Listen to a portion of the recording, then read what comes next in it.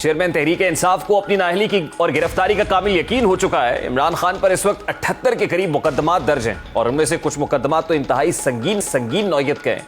गुज़श्ता चंद दिन के दौरान जो गैर मामूली हालात रूनुमा हुए, इससे भी अंदाजा लगाया जा सकता है कि हुकूमत न सिर्फ इमरान खान की गिरफ्तारी का हर सूरत ज़हन बना चुकी है, बल्कि उनको नाअहल कराने के लिए भी केसेस की मौसर पैरवी कर रही है।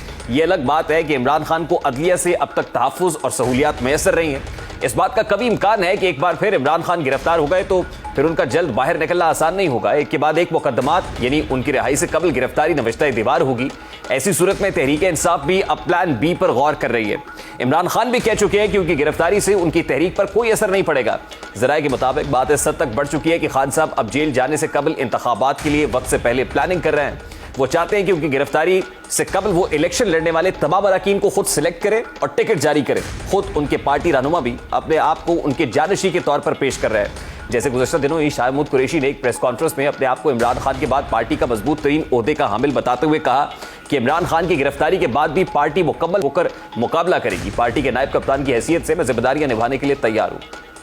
हमारी पार्टी का एक स्ट्रक्चर, एक हायरार्की मौजूद है और कल बीबीसी उर्दू सर्विस को इमरान खान साहब ने एक वाज़े बयान दिया है कि अल्लाह न करे, खुदा न खास्ता, अगर उन्हें गिरफ्तार कर दिया जाता है, उनकी तवक्को है और वो जिम्मेदारी उनने मुझ पर सौंपी है कि पार्टी की जिम्मेदारी मैं संभालूंगा। ऑब्वियसली रहनुमाई उनकी होगी, असूल उनके होंगे, प्रिंसिपल्स उनके होंगे, रहनुमाई उनकी होगी, क़यादत उनकी होगी और उनकी अदम मौजूदगी में मैं एक जिसे कहते हैं ना आर्जी एक रोल प्ले करूंगा अपने कायद के फरमान के मुताबिक।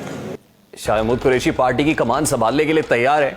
हालात देखकर यह भी अंदाजा लगाया जा रहा है कि इमरान खान आसानी से गिरफ्तारी नहीं देंगे। वो गिरफ्तारी से बचने के लिए हर हरबा आजमाएंगे। इमरान खान गिरफ्तार क्यों नहीं होना चाहते, इसकी वजह मरियम नवाज अपनी प्रेस कॉन्फ्रेंस में भी बयान कर चुकी है। दूसरी जानिब मुस्लिम लीग नून पहले एहतसाब फिर इंतखाब के नारे के बावजूद इलेक्शन की तैयारियों में मसरूफ है।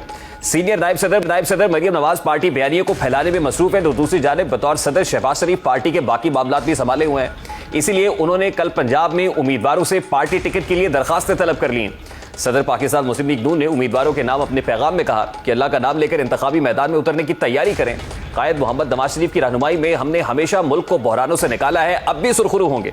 बात की जाए मुस्लिम लीग नून की इंतखाबी मुहिम की, तो फिर लीड मरियम नवाज तो हर रोज़ एक से एक नए अंदाज में वो कुछ इस राज और मालूमात अफशा करने में मसरूफ़ हैं कि जो बरसों से अपने दिल में लिए फिर रही थी। उन्होंने गुज़श्ता रोज़ एक टीवी इंटरव्यू में इल्ज़ाम लगाया कि उनके वालिद नवाज शरीफ को दौरान कैद जहर दिए जाने से उनके प्लेटलेट्स गिरे थे। जब वो बिगड़ी और वो जिंदगी और मौत की कशमकश में आए तो कुछ लोगों के हाथ पांव फूल गए। इसी वजह से उन्होंने नवाज शरीफ को बाहर भिजवाया।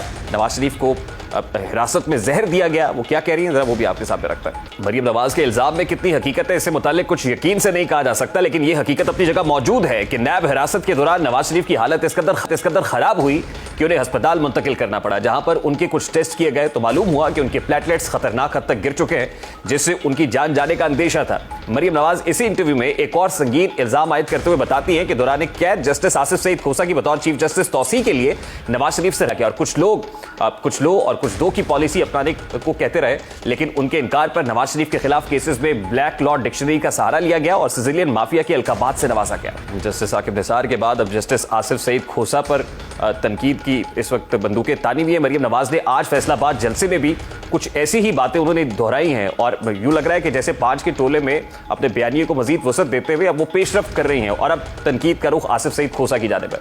मरियम नवाज के इस बयान के रद्देबल में तहरीक इंसाफ के रहनुमा फवाद चौधरी ने ट्वीट करते हुए मरियम नवाज पर तंज किया और कहा कि पिछले हफ्ते मरियम नवाज का सारा जोर साकिब निसार के खिलाफ था। मरियम नवाज आसिफ सईद खोसा के बारे में कह रही हैं कि वो मुद्दत मुलाजमत पे तौसी चाहते थे और नवाज शरीफ से दरखास्तें कर रहे थे। अब अगर कोई उन्हें आइन पढ़ा दे तो उन्हें मालूम हो कि जस्टिस को तौसी देना आर्टिकल 179 के मुताबिक वज़ीर आज़म का इख्तियार ही नहीं, क्योंकि आइन ने उम्र का तयन कर दिया है। फवाद चौधरी की ट्वीट अपनी जगह, लेकिन यह भी हकीकत है कि 2019 में इस आइन को बदलने की कोशिश की गई, लेकिन तहरीक इंसाफ को इस सिलसिले में मुंह की खाना पड़ी।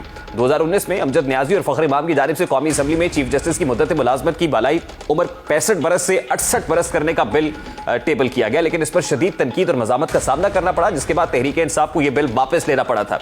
इंतखाबात के हवाले से सवाल पर मरियम नवाज ने तहरीक इंसाफ को एक बार फिर मखमसे का शिकार कर दिया कि मुनहरिफ अरकान के अलावा अब भी 38 के करीब पीटीआई रहनुमा मुस्लिम लीग नून का टिकट लेने का ख्वाह है। मरियम नवाज का यह बयान तहरीक इंसाफ के लिए इंतहाई तशवीशनाक है, लेकिन यह भी हकीकत है कि यह साल बज़ाहिर इंतखाबात का साल है और बहुत से सियासी खिलाड़ी इस मौसम में टीमें बदलते हैं। वो हवाओं का रुख देखकर फैसले करते हैं। मौजूदा वक्त में हवाओं का रुख तहरीक इंसाफ की अक्सर मुखालिफ है और ऐसे में अगर इमरान खान गिरफ्तार होते हैं तो पार्टी में टूट फूट की नौयत इससे भी ज़्यादा शदीद होने का इम्कान है, क्योंकि तहरीक इंसाफ फर्द वाहिद की हुक्मरानी का नाम है और वो नाम सिर्फ इमरान खान है। जब वो नहीं होंगे तो कोई भी लीडरशिप को तस्लीम नहीं करेगा।